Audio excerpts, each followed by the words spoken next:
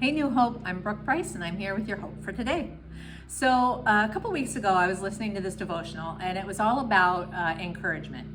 And it sort of started this whole line of thought for me because hope for today is all about encouragement, right? And really when you look at the definition of the word encouragement, it's a pretty powerful word. It's one that we use a lot, but it's really pretty powerful. So if you look up Google, then it'll tell you that to encourage someone means to give them support, confidence, or hope. And then Merriam-Webster, I really like how they put it. They say it's to inspire with courage, spirit, or hope. So really, when you look at that definition, encouraging somebody is not all about just giving them some meaningless words to make them feel better. It literally means to give somebody courage. So when you look at our lives, let's face it, we need courage a lot of times in our lives. We need courage to make a stand when we need to stand up for something that's right. Sometimes we need courage to just make good choices and to not always follow the crowd. Sometimes we need courage to face really crummy things that life throws at us. Health challenges, financial challenges, relationship challenges. There's all kinds of challenges that we face in our lives, and we need courage to be able to stand up for them. And then I got thinking that this upcoming series that we're getting ready for with New Hope Kids, we're starting it in February, is called Challenge Accepted.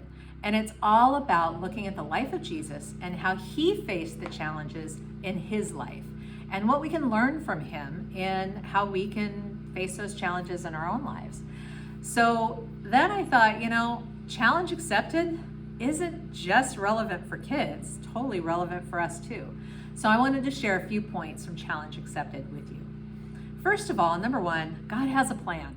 And really, no matter how hard we try, we're not going to mess up God's plan because his plans and his purposes will always be accomplished. He's just going to make sure it happens.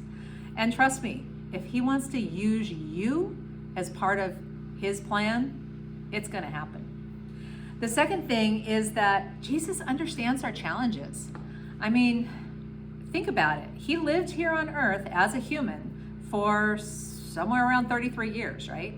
So he faced a lot of challenges in the time that he was here. He understood how it feels to be so frustrated and misunderstood by everybody around you.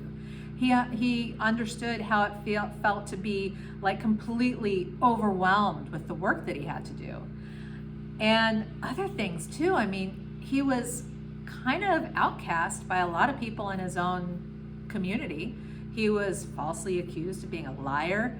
In the end, he was arrested, he was tortured, and he was killed for things that were really not right. So he understands our challenges. And with each one of those challenges that he faced in his life, he always relied on his relationship with God. And he always went back to God's word to get him through. And really, it was the perfect model for how we can handle challenges in our own lives and in our relationships. And the third thing is that if we do follow Jesus's example, we will never face those challenges alone. Because God is always there with us. He will never turn his back on us.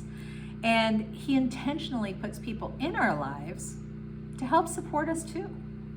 So all of that stuff is pretty encouraging to me.